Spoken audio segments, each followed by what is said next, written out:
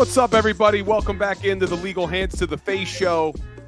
We're now joined for the first time on the Legal Hands to the Face show. My man, Mikey Miss. What's going on, Mike? How you doing, Billy? How are you tonight? I know everybody's down. I know you just said they can't win, and I probably agree with you, but I could give you a couple scenarios where this works out. You know, it's funny because right now everybody's got the red butt about this game and about the game last week. But as the week goes on, hope kind of creeps back in. Yeah, it's funny because I was all upset last night on our post-game show, even saying, hey, they could lose to Seattle, but I started diving into some of the numbers against Seattle, and we'll get there. I think that's a win for the Eagles, but I'm still angry, Mike. I'm still angry because look, we talked about it at length last night. I know they're 10-3, but it's the way they've looked, not only against the Cowboys, not only against the 49ers, but you really take a look back now, having the luxury of hindsight being 2020, and there's been cracks in the armor all season, Mike. Yeah, I don't think you were angrier than Seth Joyner was last night. Seth was so angry that he literally bet me $50 that the Seattle Seahawks would be the favorite in that game, which they are not. It's a little, smaller than it would normally be.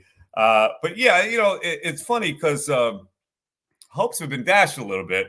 And I don't know. I hate to say we were all conned, but we kind of were in the context that, like, we're measuring the Eagles and what they were doing and how they just refused to lose against the teams that weren't San Francisco and Dallas. And we should have known that there were only two teams really of that elite status, and that's the 49ers and Dallas. So you really had to measure them against how they looked against those two teams. And we saw how they looked. They have given us the impression that there's no way they could win an NFC title game. But the way this shakes out, Bill, and I heard you say maybe I can give the people some hope. Here are a couple things that could happen. First of all, the 49ers could lose to the Ravens and the Eagles could win out. Now, they're going to be favored against Seattle. They're going to be favored against the remaining three teams that they play. So, I mean, that's not outlandish to say that. The 49ers kicked themselves out of the sweepstakes by losing to the Ravens, and the Eagles sweep and get the number one seed. That's one way they could do it. The other way is that the Cowboys could actually beat the 49ers in the playoffs, because the way it would shake out right now, the Cowboys would be the 5 seed. And their second game would be against the team laying in wait, the 49ers. Now, they would have to go to San Francisco to win that game, but stranger things have happened. It's a revenge situation. Maybe the Cowboys could win that game to take the 49ers out of play, in which case, if the Eagles win their second round game, which would probably be against the Lions, they could host the NFC title game. Yeah. Everything you're saying is accurate, Mike. Everything you're saying is accurate. And I've been saying all day. Give them hope. There it is, your hope. But I've been saying it all day that I don't really care about them backdooring into the 1 seed or the NFC East championship, because I'm looking at this team, and I was fooled too, because we kept saying for the last few weeks, they just find ways to win. What a resilient group. They just keep figuring it out. But now when you really take a step back and you look at this team over 13 games now, this isn't just a small sample size, and you have a defense that is literally in the bottom of almost every single category. Is it really going to make a difference if they're the 1 seed, the 2 seed, or the 5 seed in the playoffs? Yeah. I mean, listen, you're going to be a better team at home when you host that kind of the magnitude of a playoff game. But you're right about the defense, so maybe it's unrealistic to think it. The Eagles are trying to run a powerful Ferrari with aftermarket parts. They've been using aftermarket parts on defense. They slap in this guy and they throw in this guy. And you understand that good defenses in the NFL aren't just slapped together. Like, the Roby thing was a good idea because they were desperate. The Byard thing was a good idea because they were desperate. The Shaq Leonard thing was a good idea only because they were desperate. They're playing with 2 guys that weren't even on the roster at linebacker at the start of the year. The younger players have not been developed. The guys that they throw in there, like the Ricks and the Sidney Brown, they're not ready for that level of competition. So everything is an aftermarket part that's been thrown in there. And the bottom line is the surest thing you could say about their defense, if they're not getting home with their front four, their back seven aren't going to help them out. So if you have a situation like that, the only way you can contend with the good teams is you occasionally will have to outscore them. Like you have Dallas, you're going to have to score in the 30s. Their offense is not capable of scoring in the 30s because their offense design and scheme, I have no idea what they're trying to do half the time. So you look at these three coordinators, and I said this to you last night. It's amazing to me that the best coordinator on the team right now is Michael Clay, who, if you would have told me that in the offseason, I would have thought you were crazy. But who do you think has been doing a worse job? Is it Sean Desai on the defensive side of the football, or would you blame more on Brian Johnson on the offensive side? You know, Desai has been lauded for his defensive adjustments at halftime in a lot of these games, right? I don't know if it's Brian Johnson or Nick Sirianni, because all the information we hear, this is what Sirianni wants to play. Brian Johnson is really just the conduit to what Sirianni wants to do. We talked about it a little bit last night. Jalen Hurts is not savvy enough without the RPOs right now. That doesn't mean he can't read a defense. He certainly can. But we know without the RPO threat, they've become very predictable. They don't use any motion. They don't use any fanfare to get the other team thinking. They've been a pretty staid offense. They haven't committed to the run. They get off the run. I don't know. DeAndre Swift seems to be a disappearing act. I don't know why they don't use him consistently more than they do. But it's either A.J. Brown on a certain play or Devontae Smith on another play. They didn't get anybody else to catch a pass yesterday, except Zacchaeus on a fake punt. So that offense was stayed last night in conjunction with the fact that their defense is just gassed or not good enough.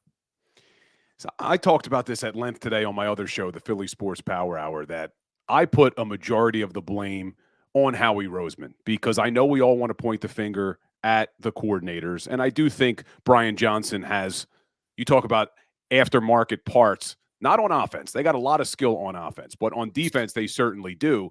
But the reason I blame Howie, Mike, is with the way that the NFL salary cap works, you have to have young players on rookie deals that can contribute to a team, or you're never going to be successful, especially when you have a wide receiver that makes $100 million, a quarterback that's making over $200 million. You got to have young players.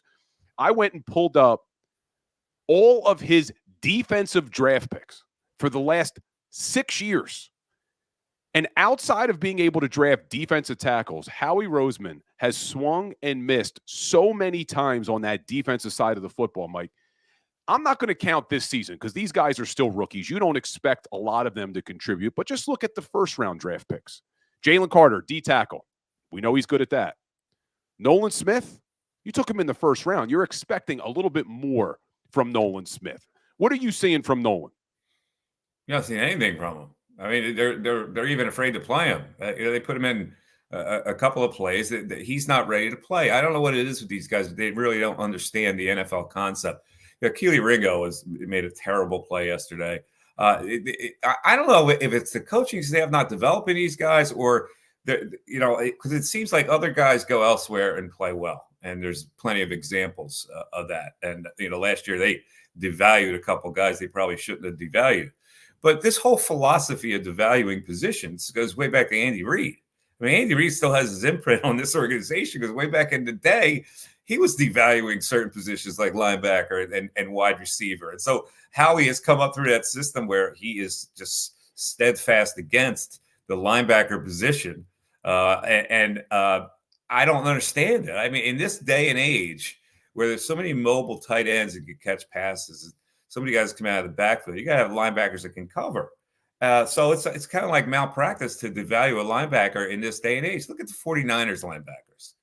I mean, my God, they fuel that team on defense. So, so I would definitely blame him. And you can't just tack on.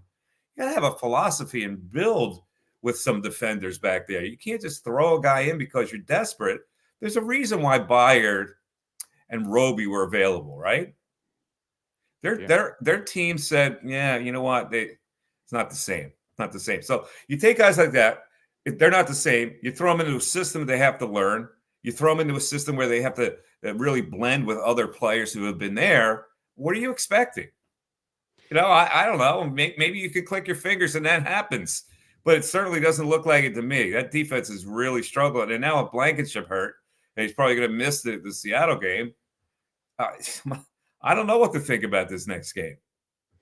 Yeah, Blankenship's got a lot of talent. Really, we talk about young talent on defense. He's got it. But I hope that the injury bug isn't something that's going to bother him his whole career, because now we've seen it. Short career so far, but he seems to be in and out of the lineup a lot. No, he's a slammer. Yeah, so when you're a slammer, you're gonna get banged up, and if you're a slammer with your head, which that was a bad hit he took there.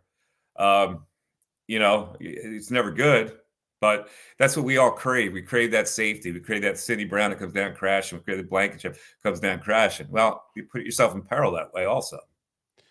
But just listen to these draft picks real quick, Mike. So outside of defensive tackle, so those following along in the chat, I'm not going to mention the D tackles because that's one thing he does well. But you look at the last few defensive draft picks.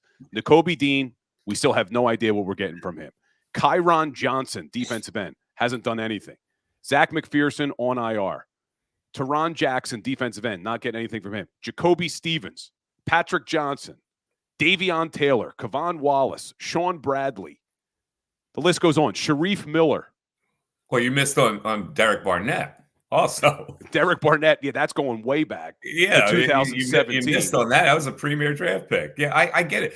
It's like defensive tackles or bust for this team, right? It's like, we got to have our defensive tackles. We got to have our interior linemen. We're good there.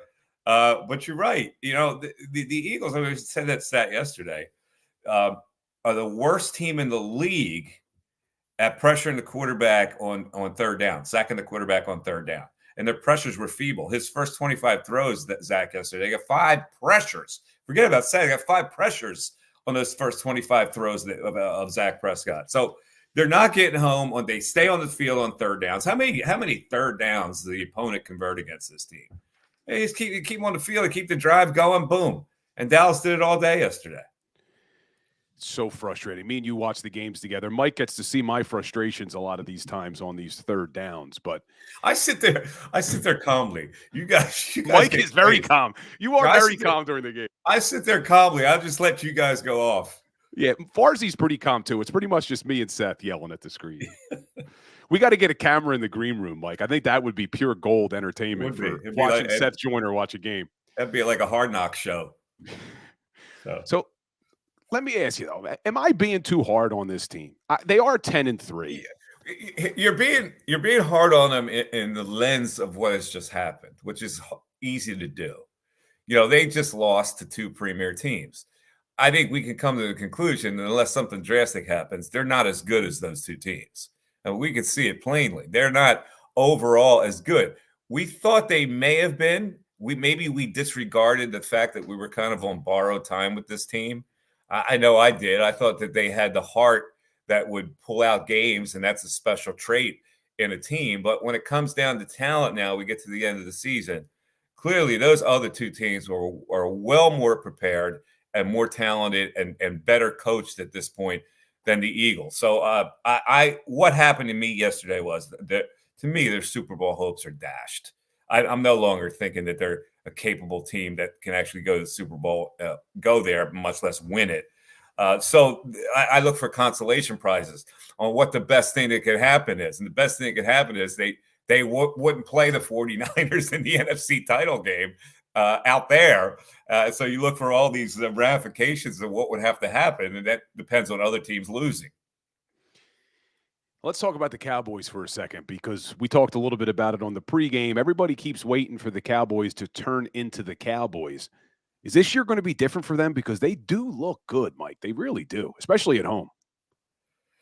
Well, again, let me ask you, can the Cowboys win in San Francisco, an NFC title game? I think San Francisco is the number 1 in the NFC, and then I actually think there is a huge drop-off, even to Dallas. That's how good San Francisco is. I would agree. So it would be an upset. If you look at a game, an NFC title game, Dallas going there, Dallas would be what? 4-point underdog? 4.5-point underdog? Yeah, in a So playoff game. I agree with you. I think the 49ers are the strongest team, but Dallas is no joke. I mean, their defensive backs are pretty good. Those guys can cover, and I would pick the 49ers in a game like that. But it goes to me 49ers, Dallas, and then the Eagles dropped a couple notches below.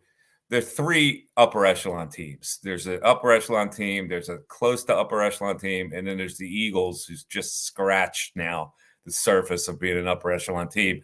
And I thought that they were going to be better than that. And you mentioned Dallas's D-backs. Let's talk about our corners for a second, because the Pro Football Focus grades came out, and they graded Darius Slay pretty high against the Cowboys. Basically said he didn't give up any passing yards. He did have that one pass interference, but it had James Bradbury again having a pretty bad game. Is that what you're seeing as well, that Slay's still kind of playing at a decent level and Bradbury's the problem back there? Yeah, Slay doesn't overwhelm me, but I agree that he wasn't that bad again. The only thing about him is that he annoys me in that he doesn't seem to see his flaws at all. And he goes towards the braggadocious part of it, where he's gets offended on social media and goes back, claps back at people. You're not good enough to do that. If you're in a great year, you can do that, but you're not that great. You have a passing grade by me, and you're right. Bradbury has lost something. I don't know what it is. He doesn't seem to be confident. I mean, that one play where he's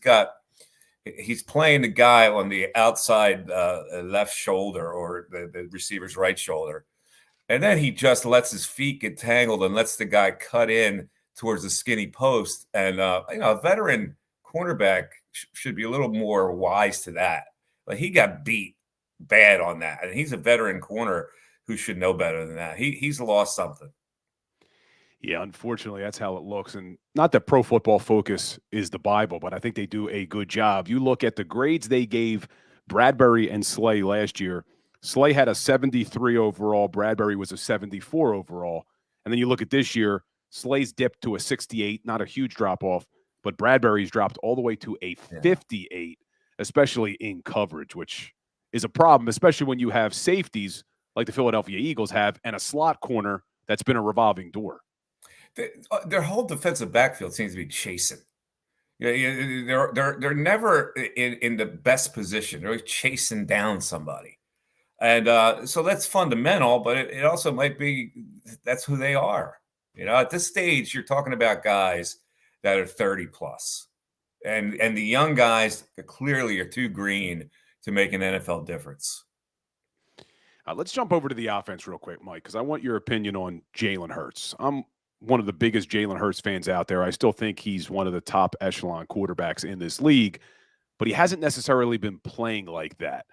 What do you think is going on with Jalen? A lot of people were concerned about the knee. They're calling run plays to him, which makes me think that he's okay from a health perspective. What's going on with Hurts? That's the big paradox. You're not afraid to call that, but you're afraid to run RPOs because you just made this major investment. And we talked about this yesterday. I know Seth's theory is that when you make an investment, they saw him get hurt. It's like, forget about RPOs from this point on. But they're calling straight running plays with him. I think he has lost a little confidence without the RPO. I think the RPO to him is like a whoopee, and it made him feel comfortable. It got in his wheelhouse that he could do this so well that it's like, second nature to him. So when you take that away, I mean, you see him in the pocket, he's holding the ball too long. You look at Dak Prescott, the way he's improved himself, getting the ball out of his hands, like boom, boom, gets it out. Now I know they're probably, they've got a better scheme than the Eagles, but he's unless he's rolling out to his right or sometimes to his left to make a big throw, and he did that. Was his big throw in the first quarter where he rolled out and he finds a guy. But in the pocket, he's just holding on to the ball too long, and he's not surveying and making a quick decision on where to go with it. They also abandoned the slant every now and then. They did it against San Francisco. I didn't see it much against the Cowboys, even though A.J. Brown had a lot of catches. There's something wrong with it. They don't use any motion. They're staid. They're not. They don't commit to DeAndre Swift. There's a ton of things that I look at and go, why are we doing this? So And I don't know if that's Brian Johnson. I think it's Sirianni. Yeah, Sirianni definitely has his fingerprints all over this game plan. And that's what's been so surprising to me is the way they've come out on offense now, 4 straight games, putting up 7 points or less in the first half of 4 straight games. That's all week putting together a game plan. A lot of these play calls are scripted, and yet that's all you can do against these defenses.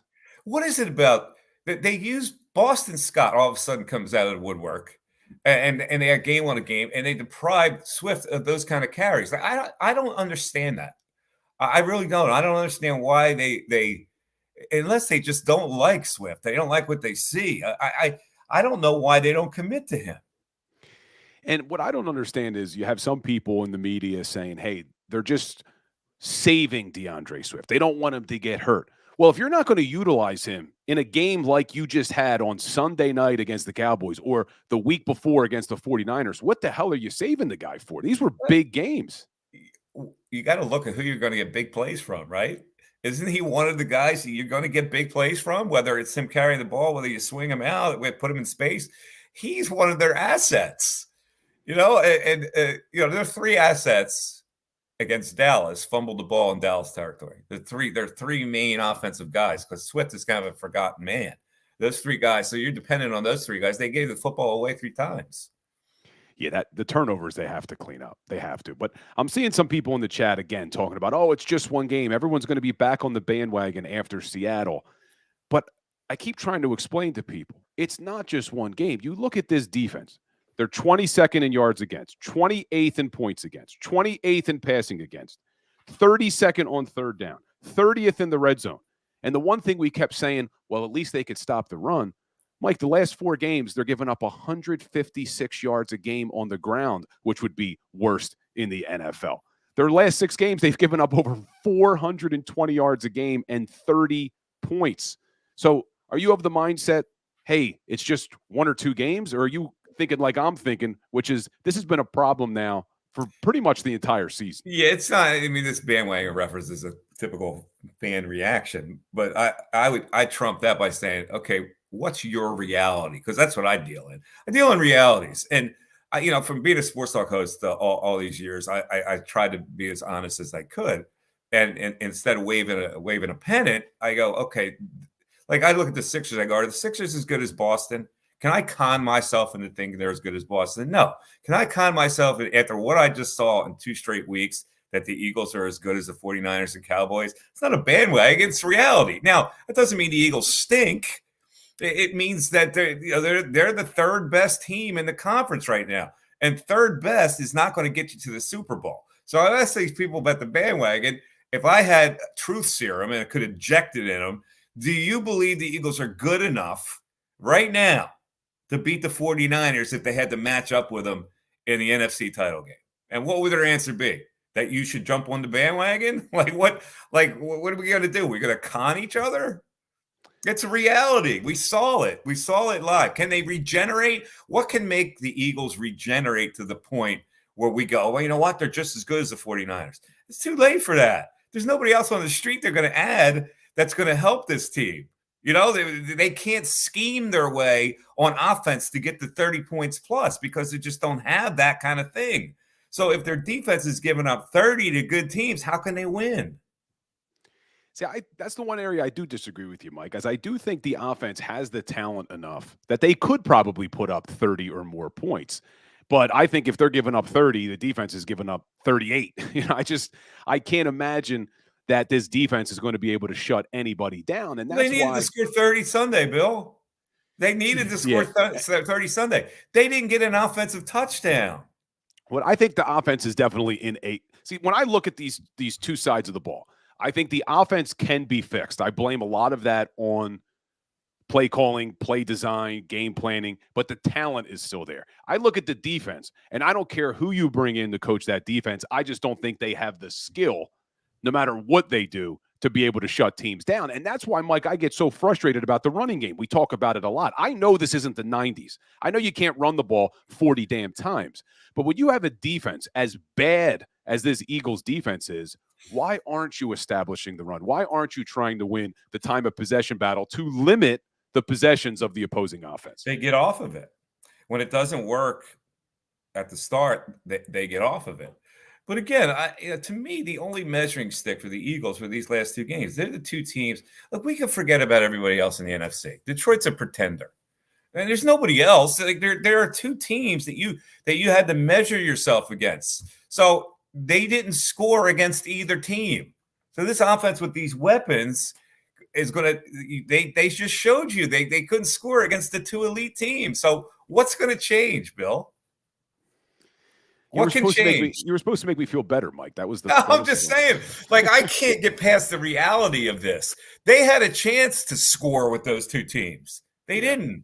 No. So, and they didn't because their offensive scheme is all over the place. You can't predict what they're going to do. They have no rhythm or rhyme. So that's what I say. Like, what can change for this team?